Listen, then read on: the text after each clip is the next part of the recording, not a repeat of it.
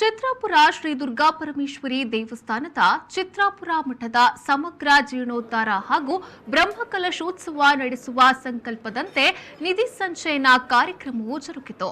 ಪೇಜಾವರ ಮಠದ ಶ್ರೀ ವಿದ್ಯಾಪ್ರಸನ್ನ ತೀರ್ಥ ಸ್ವಾಮೀಜಿ, ಚಿತ್ರಾಪುರ ಮಠದ ಶ್ರೀ ವಿದ್ಯೇಂದ್ರ ತೀರ್ಥ ಸ್ವಾಮೀಜಿ, ಸಂಸದ ನಳಿನ್ ಕುಮಾರ್ ಕಟೀಲ್ ಹಾಗೂ ಶಾಸಕ ಡಾಕ್ಟರ್ ವೈ ಭರತ್ ಶೆಟ್ಟಿ ಅವರು ನಿಧಿ ಸಂಚಯನಕ್ಕೆ ಮುಷ್ಟಿ ಕಾಣಿಕೆ ಸಮರ್ಪಿಸುವ ಮೂಲಕ ಶುಭಾರಂಭಗೊಳಿಸಿದರು.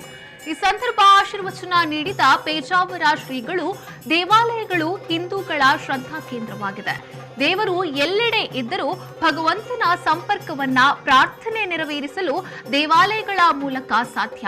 ಇದೀಗ ಚಿತ್ರಾಪುರ ದೇವಸ್ಥಾನವನ್ನ ಊರವರ ಭಕ್ತರ ಮುಂದಾಳತ್ವದಲ್ಲಿ ಜೀರ್ಣೋದ್ಧಾರಗೊಳಿಸಲು ಸಂಕಲ್ಪಿಸಿದ್ದು, ದೇವರು ಶಕ್ತಿ ಸಾಮರ್ಥ್ಯವನ್ನ ಭಕ್ತಾದಿಗಳಿಗೆ ನೀಡಿ ಹರಸಲಿ ಎಂದು ಹೇಳಿದರು.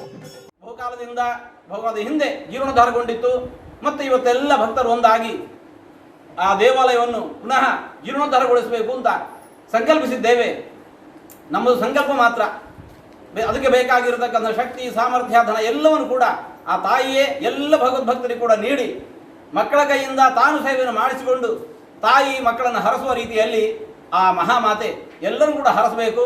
ಬೇಕಾಗಿರತಕ್ಕಂತಹ ಆ ಧನ ಸಂಪತ್ತಿ ಎಲ್ಲವನ್ನು ಕೂಡ ಭಕ್ತರಿಗೆ ನೀಡಿ ಕೆರೆಯ ನೀರನ್ನು ಕೆರೆಗೆ ಚೆಲ್ಲಿ ವರವ ಪಡೆದವರಂತೆ ಕಾಣಿರೋ ಹರಿಯ ಕರುಣದೊಡಾದ ಭಾಗ್ಯವ ಹರಿ ಸಮರ್ಪಣೆ ಮಾಡಿ ಬದುಕಿರುವಂತಂದಂತೆ ಎಲ್ಲ ಭಕ್ತರಿಗೂ ಕೂಡ ಸಾಕಷ್ಟು ಪ್ರಭೂತವಾಗಿರತಕ್ಕಂಥ ಸಂಪತ್ತನ್ನು ನೀಡಿ ಅವರಿಂದ ಮತ್ತೆ ಪುನಃ ಬೇಕಾಗಿರತಕ್ಕಂಥ ಸಂಪತ್ತನ್ನು ಪಡೆದುಕೊಂಡು ಮಂದಿರ, ದೇವಾಲಯ ಅದು ಸರ್ವಾಂಗ ಸುಂದರವಾಗಿ ಜೀರ್ಣೋದ್ಧಾರಗೊಳ್ಳುವಂತೆ ಆ ತಾಯಿ ಎಲ್ಲರೂ ಕೂಡ ಅನುಗ್ರಹಿಸಲಿ ಅಂತ ಹೇಳಿಕೊಂಡು ಇವತ್ತು ನಾವು ಮುಷ್ಟಿ ಕಾಣಿಕೆಯನ್ನು ಸಮರ್ಪಿಸಿ ಆ ತಾಯಿಯಲ್ಲಿ ಪ್ರಾರ್ಥನೆ ಮಾಡ್ಕೊಳ್ತಾ ಇದ್ದೇವೆ.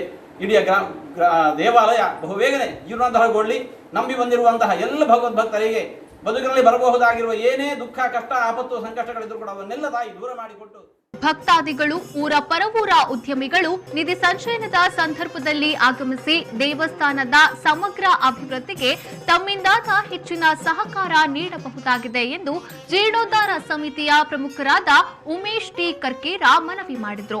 ಈ ಸಂದರ್ಭ ಕೇಶವ ಸಾಲ್ಯಾನ್, ಸ್ಥಳೀಯ ಪಾಲಿಕೆಯ ಸದಸ್ಯರುಗಳು, ಸಮಿತಿ ಪದಾಧಿಕಾರಿಗಳು, ಸರ್ವ ಸದಸ್ಯರು, ಊರಿನ ಭಕ್ತರು ಕಾರ್ಯಕ್ರಮದಲ್ಲಿ ಭಾಗವಹಿಸಿದ್ರು.